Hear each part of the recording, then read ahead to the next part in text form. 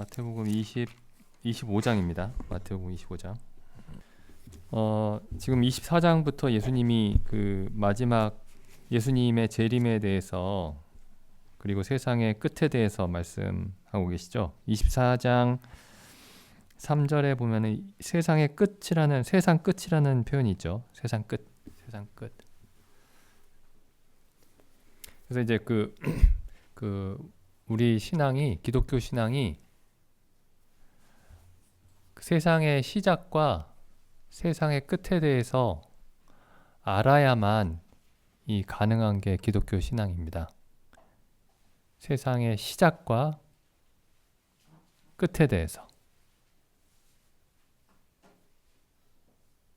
보통은 이제 그때그때 살죠. 그때그때. 현재를 삽니다. 사람들이. 많은 사람들이 현재를 살아요. 이제 현재를 사람에 따라서는 자기들이 이제 현재를 산다라고 생각 안 하는 사람들도 있는데 사실상 현재를 살고 있죠. 죽음 이후를 생각하지 않으면은 현재를 살고 있는 겁니다. 죽음 이후. 하나님 앞에 서게 될 때를 생각하지 않으면 현재를 살게 되죠.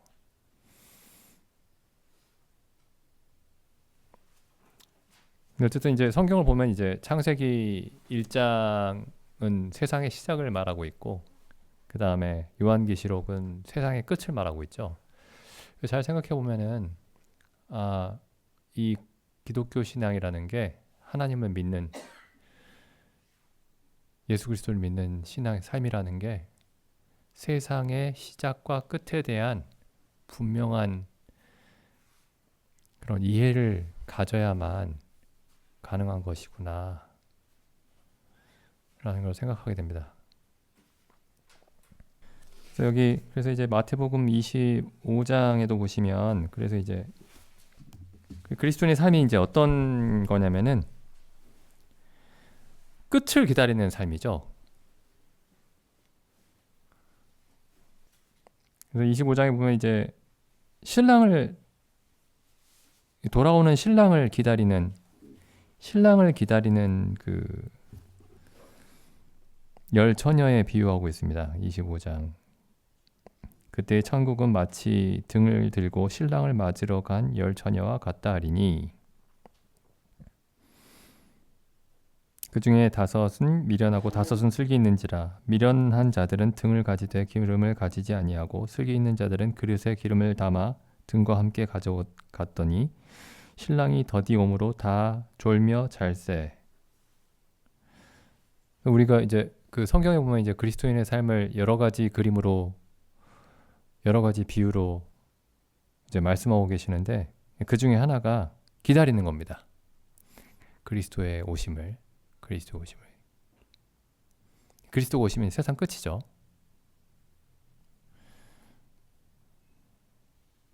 여기 비슷한 말씀이 누가복음에 가보면은 누가복음 12장에 보시면 여기도 보시죠. 그리스도인의 삶이 12장 35절 보시면 허리에 띠를 띠고 등불을 켜고 서 있으라. 띠를 띈다라는 건 이제 띠를 풀고 있을 때는 쉬고 있는 겁니다. 쉬는 거. 그리고 띠를 띌 때는 이제 어딘가를 가거나 어떤 일을 시작할 때 허리에 띠를 띠죠. 그러니까 허리에 띠를 띠고 있어라. 허리에 띠를 띠고 있어라. 그리고 등불을 켜고 서 있어라.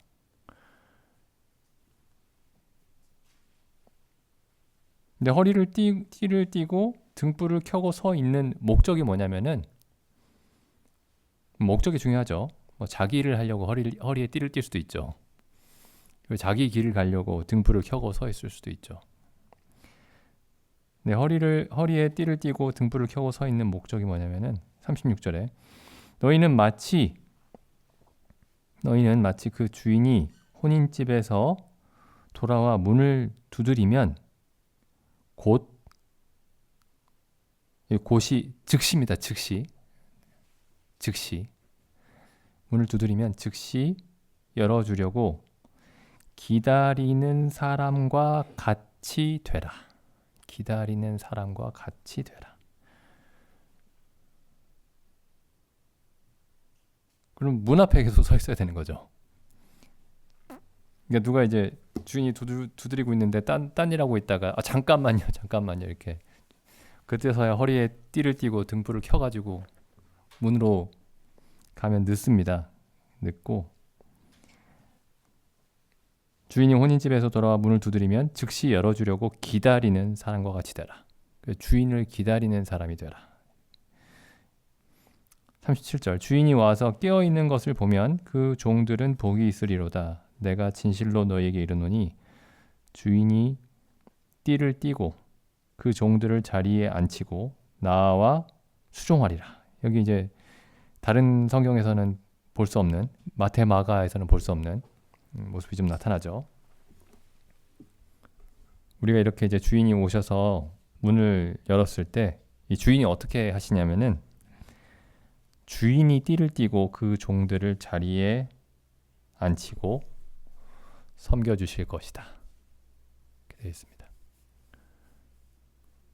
요한복음에는 이런 그림이 있죠. 요한복음 13장에 예수님이 제자들의 발을 씻겨주시는 그림이 있죠.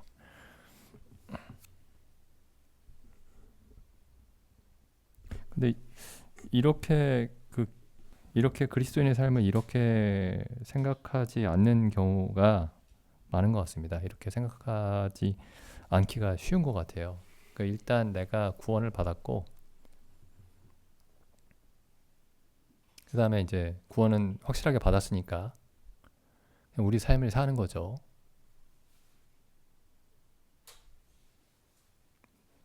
나쁜 짓 안 하면서 교회 생활하면서 그리고 이제 예수님이 갑자기 오시면은 우리를 데려가시겠죠. 근데 여기 이제 그렇게 생각하기가 쉬운데 거기에는 이제 그런 생각 속에는 여기 36절에 기다리는 사람과 같이 되라. 기다린다라는 생각이 없습니다. 근데 이제 신약 성경에 보면은 신약의 여러 서신서들에 보면은 그리스도인들이 예수님이 오심을 기다린다라는 얘기가 굉장히 많이 있죠. 기다린다. 한번 찾아볼까요? 고린도전서 1장에 보시면 1장 4절에 그리스도 예수 안에서 너희에게 주신 하나님의 은혜를 인하여 내가 너희를 위하여 항상 하나님께 감사하노니 이는 너희가 그의 안에서 모든 일 곧 모든 구변과 모든 지식의 풍족함으로 그리스도의 증거가 너희 중에 견고케 되어 너희가 모든 은사에 부족함이 없이 우리 주 예수 그리스도의 나타나심을 기다림이라. 이 문제 많은 고린도 교회도 그리스도의 나타나심을 기다리고 있었습니다. 물론 기다리지 않은 사람들도 있었겠죠. 그 가운데는. 사도 바울이 이제 고린도 교회를 전반적으로 평가했을 때 그리스도의 나타나심을 기다리고 있었습니다. 그리고 데살로니가 전서에도 보시면 1장 8절에 보시면 주의 말씀이 너희에게로부터 마게도냐와 아가야에만 들릴 뿐 아니라 하나님을 향하는 너희 믿음의 소문이 각처에 퍼진 고로 우리는 아무 말도 할 것이 없노라. 그럼 이 데살로니가 교회의 그 믿음이라는 게 뭐냐? 데살로니가 교회의 성도들이 가지고 있었던 믿음이라는 게 뭐냐면은 9절에 저희가 우리에 대하여 스스로 고하기를 우리가 어떻게 너희 가운데 들어간 것과 그러니까 사도들이 이제 사도 바울과 다른 사도 바울과 함께 복음을 전했던 사람들이 어떻게 데살로니가에 들어갔고 그리고 그 가운데서 어떻게 복음을 전했고 그리고 너희가 어떻게 우상을 버리고 하나님께로 돌아와서 사시고 참되신 하나님을 섬기며 그다음 10절 보시죠. 또 죽은 자들 가운데서 다시 살리신 그의 아들이 하늘로부터 강림하심을 기다린다고 말하니 하늘로부터 강림하심을 기다린다고 말하니. 여기 이제 데살로니가 교회도 그리스도의 오심을 이제 기다리고 있었죠. 요한계시록에도 유명한 말씀이 있죠. 요한계시록 마지막에 요한계시록 22장 20절에 보시면 이것들을 증거하시니가 가라사대 내가 진실로 속히 오리라 하시거늘 아멘 주 예수여 오시옵소서. 이게 사실상 이제 요한계시록이 이렇게 끝나죠. 아멘 주 예수여 오시옵소서. 사도 요한의 목소리일 뿐만 아니라 모든 교회의 목소리죠. 아멘 주 예수여 오시옵소서.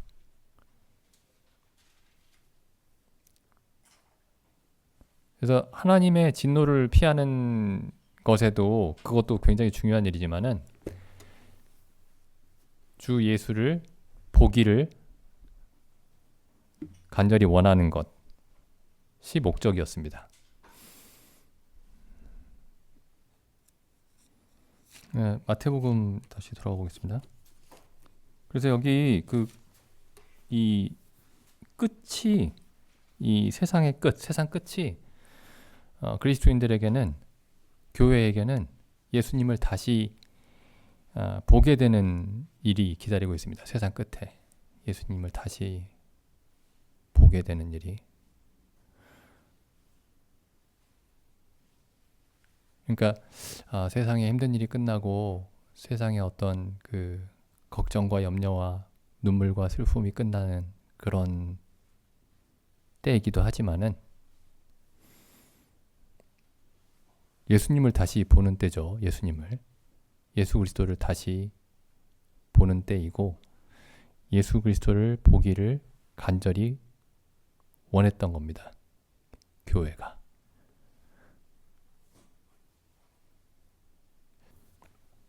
이게 좀 어찌 보면 좀 특이한 일이기도 해요.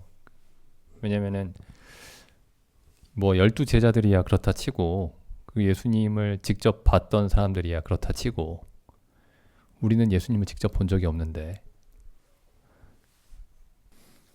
근데 그런 말씀도 있죠. 여기 베드로전서 1장에 보면은 1장 8절에 예수를 너희가 보지 못하였으나 사랑하는도다. 어떻게 보지 못하고 사랑하죠? 이 신앙이, 기독교 신앙이 그리스도에 대한 사랑이 동력이 되어야 됩니다. 그리스도에 대한 사랑이 동력이 되어야 됩니다. 근데 그리스도에 대한 사랑이 동력이 아니고 그냥 다른 것들이 동력이 될 수 있어요.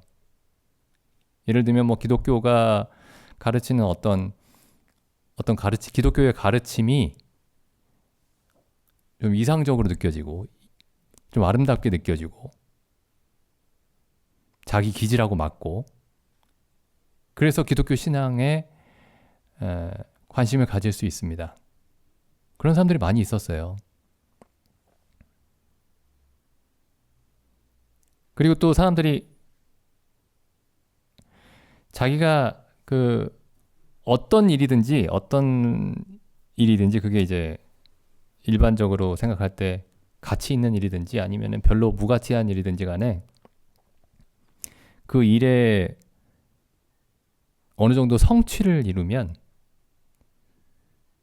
그 성취감이라는 게 있죠. 어떤 일에 대한 지식이 늘어나거나 그게 무슨 내 직업과 관련된 지식이든지 아니면 취미와 관련된 지식이든지 심지어 요즘에 뭐 그 컴퓨터 게임 그런 데 대한 지식도 상당한 어떤 실력이 되면은 자부심을 갖습니다. 성취감을 느껴요. 굉장히 작은 일에도 갑자기 뭐 골프를 시작했는데 골프를 갑자기 뭐 잘하게 된다거나 아니면 어떤 사람은 뭐 헬스를 시작했는데 갑자기 막 근육이 붙는다거나 그런 굉장히 성취감을 느낍니다. 뭐 와인을 좋아하는 사람들은 와인에 대한 지식이 늘어나면 거기에 대해서도 되게 자부심을 느끼고 그러니까 기독교 신앙도 그런 측면에서 기독교 신앙에 점점 관여할 수가 있는 거예요. 예수 그리스도에 대한 끌림이 아니고 예수 그리스도에 대한 지식과 예수 그리스도에 대한 그 사랑이 유일한 동력이 아니고 그냥 많은 다른 종교들에서 사람들이 열심을 내듯이 기독교라는 종교에도 열심을 낼 수가 있는 겁니다. 종교라는 거는 어떤 보편적인 현상이죠. 우연히 기독교 신앙에 열심을 낼 수가 있는 거죠. 뭐 불교에도 열심을 낼 수도 있고 다른 종교에도 열심을 낼 수가 있는데 우연히 기독교에 열심을 낼 수가 있는 겁니다. 근데 그러면 그게 기독교가 아니죠.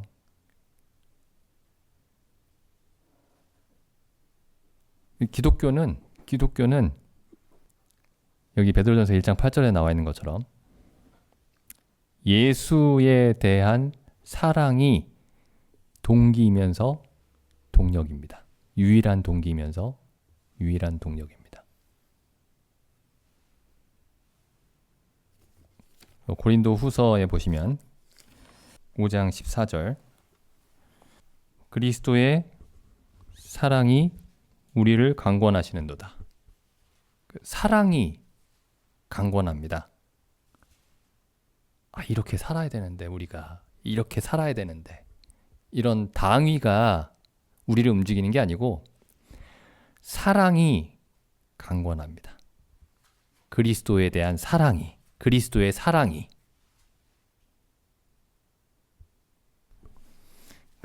우리를 강권하시는도다.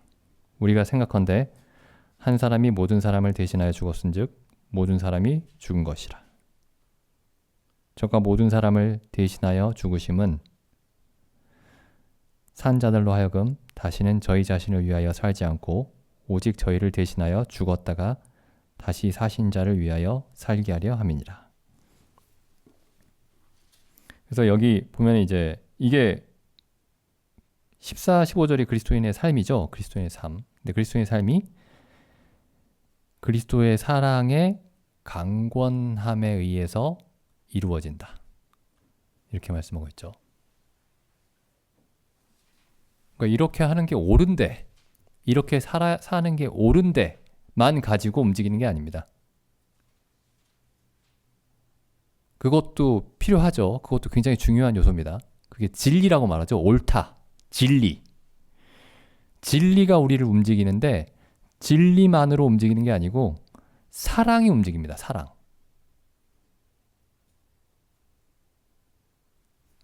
그래서 여기 데살로니가 후서에 보시면 2장 9절 보시면 이제 적그리스도가 나타났을 때 세상이 어떻게 될지에 대해서 사도 바울이 이제 예언하고 계시는데 이 2장 9절에 보면은 악한 자의 임함은 이 악한 자가 적그리스도죠. 적그리스도의 임함은 사단의 역사를 따라 모든 능력과 표적과 거짓 기적과 불의의 모든 속임으로 멸망하는 자들에게 임하리니 이는 저희가 진리를 받아들이지 아니하여 이렇게 돼 있지 않고 혹은 사랑을 받아들이지 아니하여 이렇게 돼 있지 않고 진리의 사랑을 받지 아니하여 구원함을 얻지 못함이라 이렇게 돼 있죠.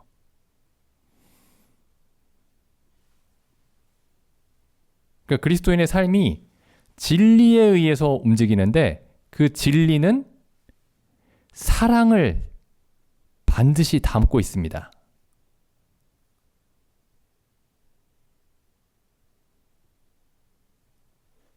그래서 그리스도의 사랑이 우리를 움직이는 거예요. 그리고 그리스도의 사랑이 진리를 나타내고 있는 겁니다. 하나님의 진리. 하나님이 어떤 분이신가? 사람은 어떤 존재인가? 요한복음에도 보시면 요한복음 13장을 보겠습니다. 요한복음에서 이제 예수님이 제자들에게 서로 사랑하라고 서로 발을 씻기라고 말씀하시죠. 서로 발을 씻기고 서로 섬기라고 말씀하시고, 서로 발을 씻기라는 그 명령의 의미를 설명을 하십니다. 그게 13장 34절이죠. 새 계명을 너희에게 주노니 너희 서로 사랑하라. 내가 너희를 사랑한 것 같이 너희도 서로 사랑하라. 그래서 이제 사랑하라는 명령을 주셨습니다. 근데 여기 뒤에 가보시면은 요한복음 15장에 보시면 14장을 보시죠. 14장 보시면 14장 21절 보시죠. 나의 계명을 가지고 지키는 자라야 나를 사랑하는 자니. 어떻게 계명을 지키죠? 명령이죠. 계명이 명령. 하나님의 명령은 무조건 지켜야 되니까 지키는 게 아니고, 나를 사랑하는 자가 나의 계명을 지킬 것이다. 이렇게 말씀하시죠. 그 다음 밑에도 보시면 25절, 예수께서 대답하여 가라사대 사람이 나를 사랑하면 내 말을 지킬 것이다. 사람이 내 말이 합리적인 것을 알면 내 말을 지킬 것이다. 내 말이 앞뒤가 맞다라는 걸 알면 내 말을 지킬 것이다. 내 말이 진리라는 걸 알면 내 말을 지킬 것이다. 그렇게 말씀하신 게 아니고, 사람이 나를 사랑하면 내 말을 지킬 것이다. 그러니까 그게 진리든지 진리가 아니든지 나를 사랑하면 내 말을 지킬 것이다, 그런 뜻은 아니지만은, 예수님의 명령 혹은 예수님의 계명을 지킬 수 있는 그 동력이 뭐냐? 예수님에 대한 사랑입니다. 그러니까 예수님의 말씀이 진리라는 것을 알 뿐만 아니라 또한 예수님에 대한 사랑이 있어야 예수님의 계명을 지킬 수가 있죠. 그러니까 두 가지가 필요합니다. 우리가 이 성경의 가르침이 진리라는 걸 분명히 이해를 해야 되고, 또 하나는 그 성경의 가르침의 중심에 있는 예수 그리스도에 대한 사랑이 있어야 됩니다. 이 두 가지가 항상 동시에 갑니다. 근데 어떤 사람이 성경을 보면서 이게 앞뒤가 다 맞구나. 근데 거기에 그리스도에 대한 사랑이, 이 사랑이 뭔가 희미하잖아요? 그러면 이게 앞뒤가 맞구나 라는 말도 신빙성이 떨어집니다. 이게 정말 앞뒤가 맞다면은 이 모든 말씀이 진리구나 라고 고백한다면은 이 진리의 주제이신 예수 그리스도가 진실로 사랑스러우시구나, 아름다우시구나 라고 고백하게 되죠.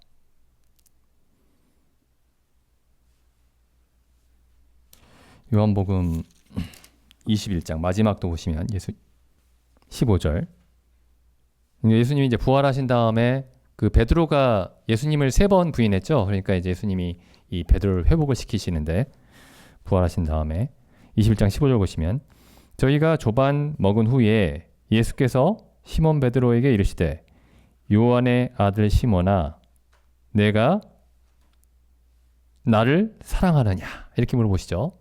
내가 나를 사랑하느냐? 가로되 주여 그러하여다. 내가 주를 사랑하는 줄 주께서 아시나이다. 그럼 예수님 뭐라고 하시죠? 내 어린 양을 먹이라. 뭐 어떤 사람이 예수님의 어린 양을 먹일 수가 있을까요? 예수님 어린 양을 먹인다라는 게 그러니까 그 성도들을 섬기라 이런 말씀이죠. 성도들을 섬기라. 성도들을 섬기는 걸 어떻게 할 수 있냐면은 성도들을 섬기라는 게 명령이니까 마땅히 해야 되는 일이니까 라는 것만으로는 할 수가 없습니다. 뭐 어떻게 해야지 베드로 입장에서 어떻게 해야 예수님의 어린 양을 먹일 수가 있냐면은 예수님을 사랑해야 됩니다. 예수님을 사랑하면 예수님의 어린 양들을 섬길 수가 있습니다.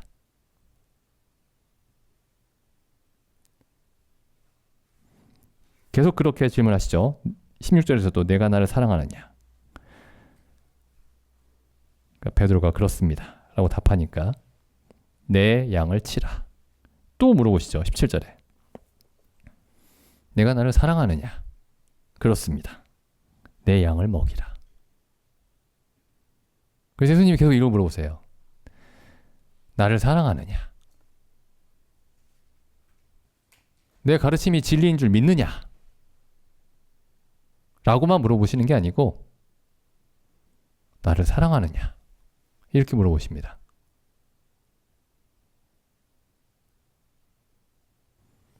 그래서 지금 이 종말에 관한 가르침에서 예수님의 종말에 관한 그 성경에 나와 있는 이 종말에 대한 가르침에서 이제 종들이 다 기다리죠. 이 열처녀의 비유에서도 신랑을 기다리고 이 종들도 주인을 기다리고 이 기다림의 어떤 그 이유가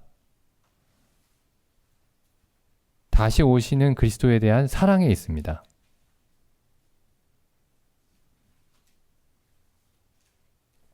그래서 이제 그 계명도 그 십계명도 이렇게 둘로 요약을 하셨죠. 하나님을 사랑하고 내 이웃을 내 몸과 같이 사랑하라. 그 예수님이 베드로에게 하셨던 그 요한복음의 마지막 말씀이 그 계명을 요약하신 거죠. 내가 나를 사랑하느냐? 내 양들을 사랑하라. 이렇게 말씀하신 거죠.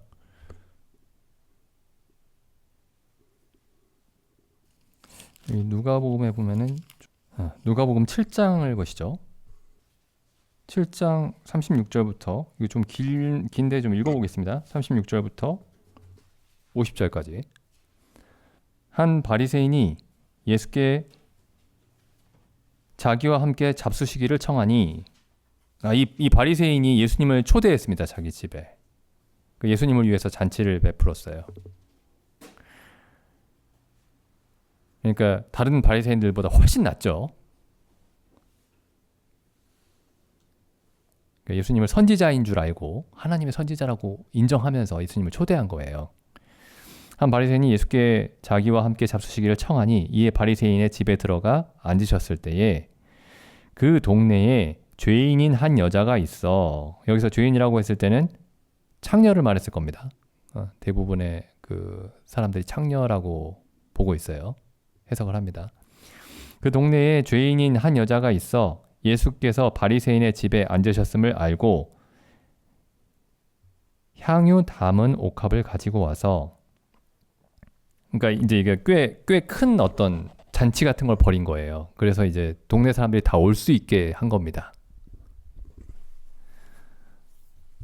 근데 죄인이라고, 그 동네에 죄인인 한 여자가 있어 하니까 이제 이 동네가 다 아는 죄인인 거죠. 향유 담은 옥합을 가지고 와서 예수의 뒤로 그 발 곁에 서서 울며, 예수님 발, 그러니까 예수님 곁이 아니고 예수님 발 곁에 서서 울며, 그러니까 예수님이 좀 높은 곳에 앉아 계셨나 봐요. 이 잔치하는 곳이 약간 단이 높은 곳이었나 봅니다. 예수의 뒤로 그 발 곁에 서서 울며 눈물로 그 발을 적시고, 잘 보시죠. 여기 눈물로 그 발을 적시고, 그다음에 뭐 수건으로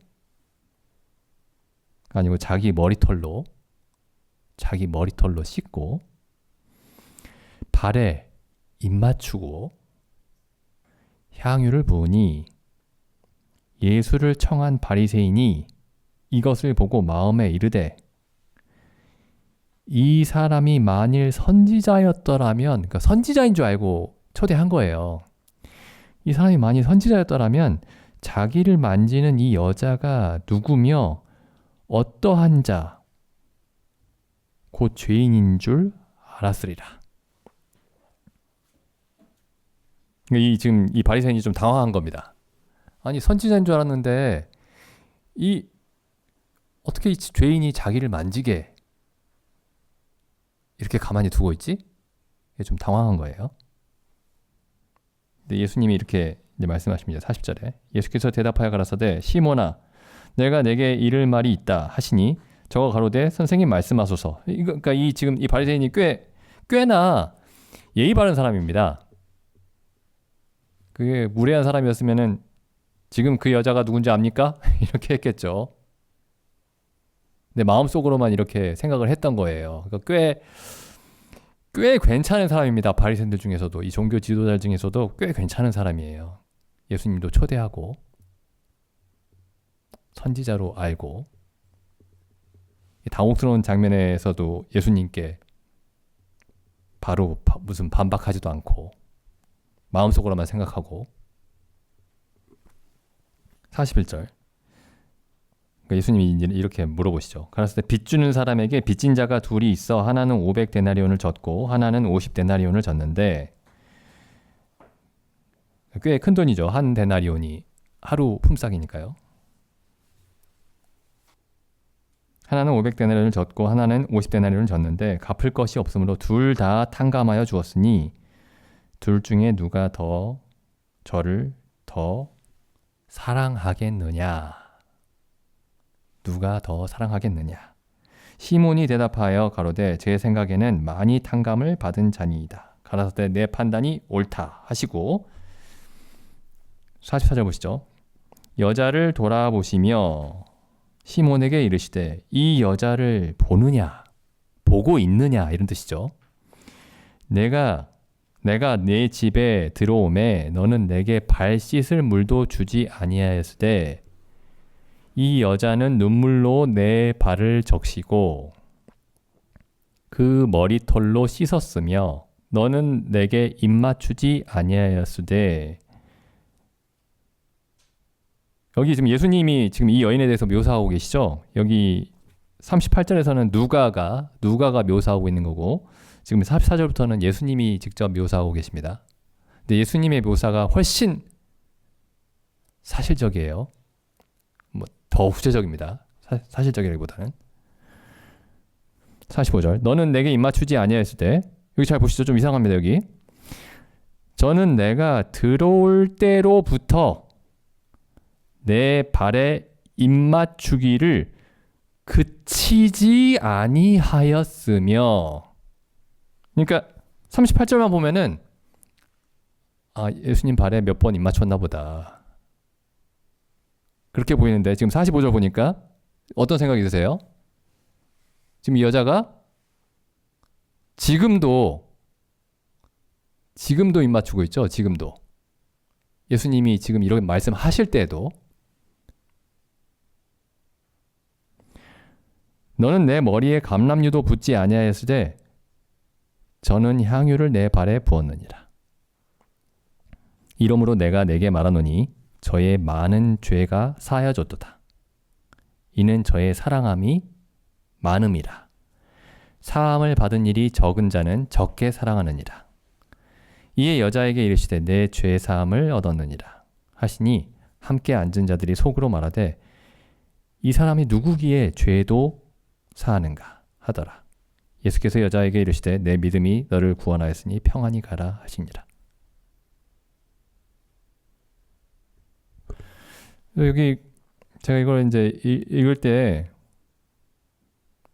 이 바리새인은 여자가 이 죄인인데 어떻게 이러지? 어떻게 이렇게 하시지? 라고 당황을 했는데, 저는 이거 읽으면서 좀 다른 이유에서 당황을 했습니다. 이거 읽을 때마다 이 여자 너무 심한 거 아니야? 너무 심한 거 아닙니까 이거? 아니 예수님 발을 정성껏 이렇게 물을 가져와가지고 깨끗한 물을 가져와서 이렇게 깨끗하게 씻고 향유를 붓고 그렇게 하는 건 괜찮은데 자기 머리 눈물로 예수님 발에 흘리고 자기 머리털로 막 닦고 발에다 계속 입을 맞추고 있어요 예수님께.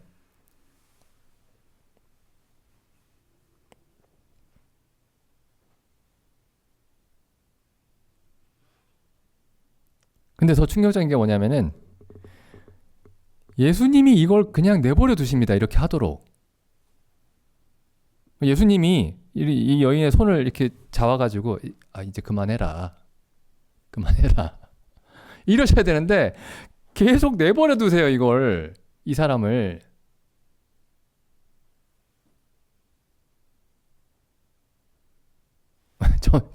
저만 이상하게 생각했나요? 너무 심하다 이거. 이 여인 왜 이럴까? 왜 예수님은 또 이제 그만해라 이렇게 말씀하셔야지. 왜 이걸 계속 발에 계속 입 맞추게 하고 머리털로 계속 예수님 발 닦게 하고 그렇게 하셨을까? 아무리 죄인이라지만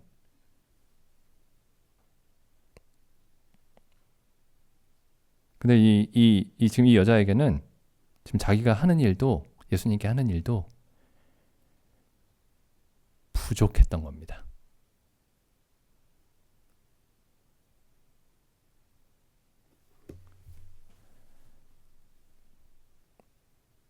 예수님에게는 이 여인이 이런 일을 100년, 1000년, 만년을 계속해도 예수님에게는 부족한 일이었던 겁니다.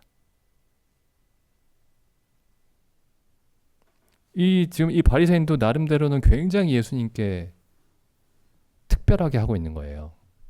다른 바리새인들은 예수님을 시기하고 예수님을 어떻게 이상한 질문을 해가지고 올무에 걸어볼까, 넘어뜨려볼까, 뭐 이런 생각하고 있는데 예수님을 초대해가지고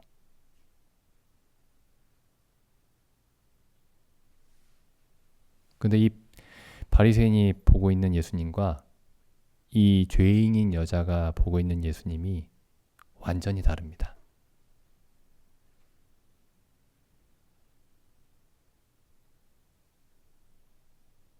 어쩌면은 그 많은 그리스도인들이, 그러니까 소위 그리스도인들이 이 바리새인처럼 예수님을 사랑하고 있는 건지도 모르겠어요. 예수님에게 큰 잔치 한번 베풀고 내가 예수님 참 존경하지. 예수님 선지자야.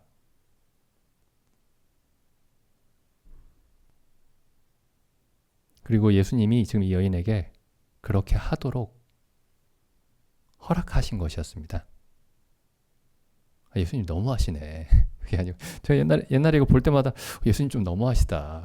너무 비참하게 하시는 거 아니야? 아무리 죄인이지만.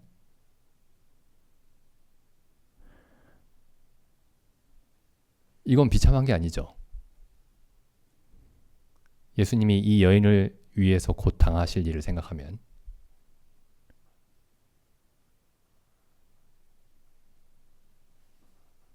여기 뭐 자세한 내용은 나와 있지는 않습니다. 근데 이 여인이 어쩌면 알았을 수도 있습니다. 세례 요한의 복음을 들었을 거예요. 그 죄인들과 세리들과 창녀들은 예수님 세례 요한의 세례를 받았죠. 세례 요한이 예수님을 어떻게 소개했죠? 보라, 세상 죄를 지고 가는 하나님의 어린 양이로다. 그리고 그게 이사야서 53장의 말씀인 것에 대해서도 설명을 했을 겁니다. 세례 요한이. 그럼 이 여인이 예수님이 자기의 죄를 위해서 어떤 죽음을 당하실지를 알았을 겁니다. 그럼 자기가 아무리 눈물로 예수님 발을 적시고 그 머리털로 씻고 아무리 입을 맞추고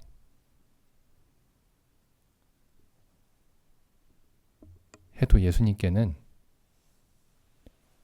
한참 부족한 거죠.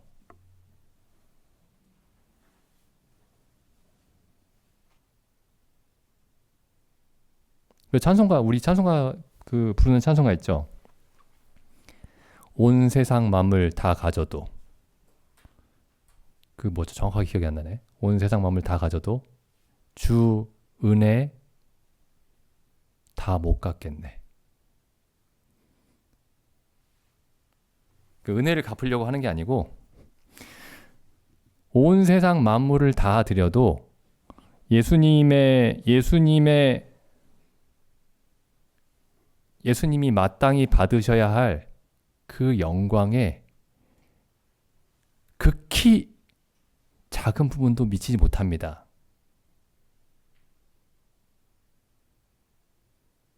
우리가 이제 주일날마다 부르는 찬송가들 있죠. 한번 잘 생각해 보시면 다 그런 내용이에요.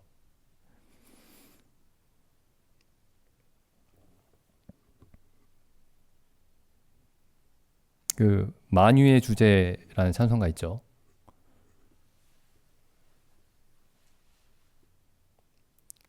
그 찬송가 2절인가 3절인가 그 하늘에 빛나는 모든 별들과 해와 달과 별들이 아무리 아름답게 빛나지만 주 예수 빛은 더 찬란하여 비교할 수가 없다.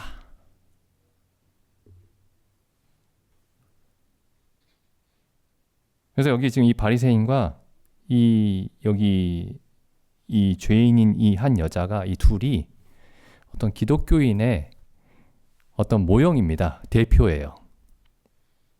둘 다 예수님께 호의를 가지고 있습니다.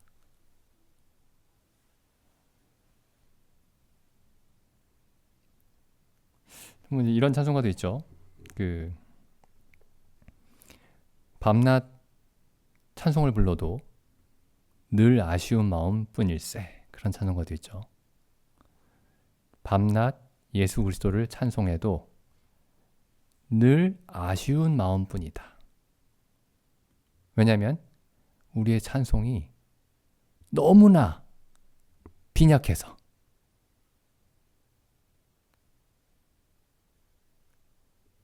그리스도의 영광을 표현하기에는, 그리스도의 아름다움을 표현하기에는, 그리스도의 사랑을 표현하기에는 너무나 보잘것없어서 밤낮 불러도 아쉬운 마음뿐이다. 그러니까 이 여인의 마음이 그랬던 것 같습니다. 계속 그 발에 입을 맞춰도 부족한 거죠. 예수님이 누군지 알았습니다. 이 여인이. 세례요한도 마찬가지였죠. 내가 그의 신발끈을 풀 수 없는 사람이다. 나는 그분의 신발끈을 풀기도 감당할 수가 없다.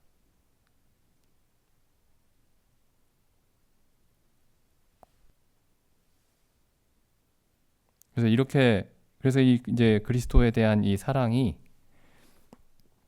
이 죄인인 여인의 이 여자의 사랑이 이 이후로 그리스도를 섬기는 그 삶의 모든 동력이 됐습니다. 동기가 되고 유일한 동기이자 유일한 동력이 됐죠.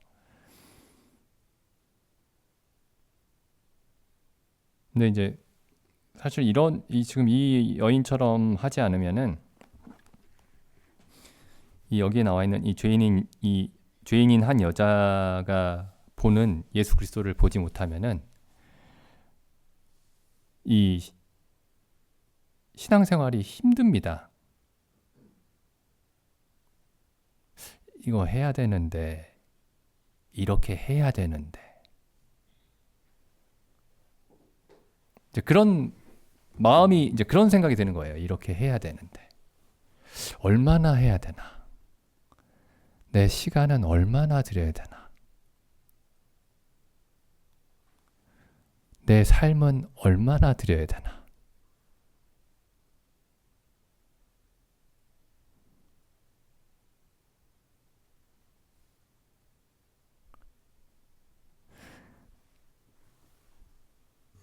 그게 당위로만 움직이면 그렇게 됩니다.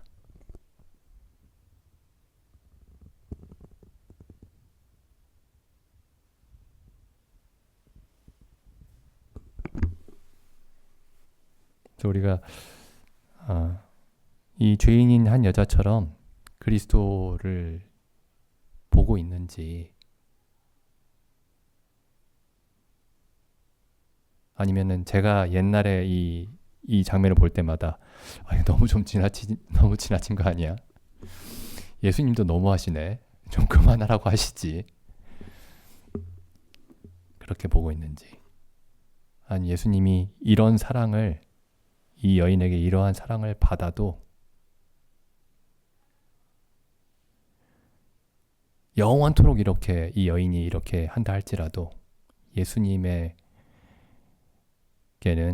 영광에는, 예수님의 사랑에는 비할 바가 못 된다 라고 우리가 그렇게 생각하고 있는지 돌아봤으면 좋겠습니다. 기도드리는 시간 갖겠습니다.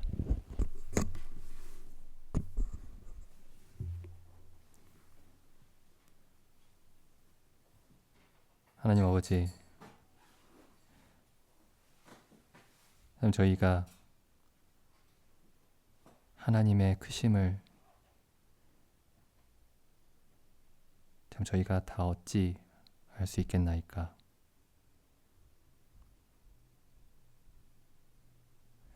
참 하나님께서 모든 피조물에, 모든 천사들과 모든 사람들과 모든 만물의 사랑과 찬송을 받으시기에 지극히 합당하신 그런 하나님이심을 참 저희가 몰랐사옵고, 그저 저희가 하나님께 여러 가지로 도움을 받기만을 원하였사옵나이다. 그러나 예수 그리스도를 통해서 저희에게 하나님의 어떠한 분이신지 보여주셨사옵고, 참 저희가 영원토록 그 발에 입맞추고 그 발을 저희의 머리털로 씻기고 그 발에 저희의 모든 것을 부어 섬기기에 영원토록 합당하신 분이심을 참 저희로 보게 하셨음에 감사드립니다.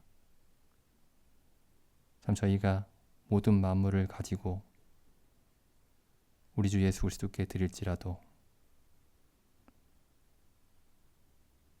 참 그리스도께는 그 모든 만물이 부족한 분이심을 참 저희로 날마다 더욱더 분명하게 보게 하여 주시옵고, 참 저희가 이 죄인인 이 여인처럼 참 주의 발에 영원토록 입맞추는 것이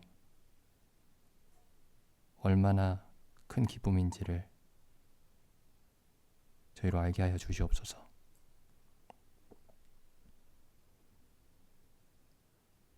참 저희가 우리 주 예수 그리스도를 보지 못하였으나 사랑하고 또한 말할 수 없는 영광스러운 기쁨으로 즐거워한다라는 그 말씀이 참 저희의 삶에 관한 말씀이 되도록 참 저희를 인도하여 주시기를 원하옵나이다. 이 모든 말씀을 우리 주 예수님의 이름으로 기도드립니다. 아멘.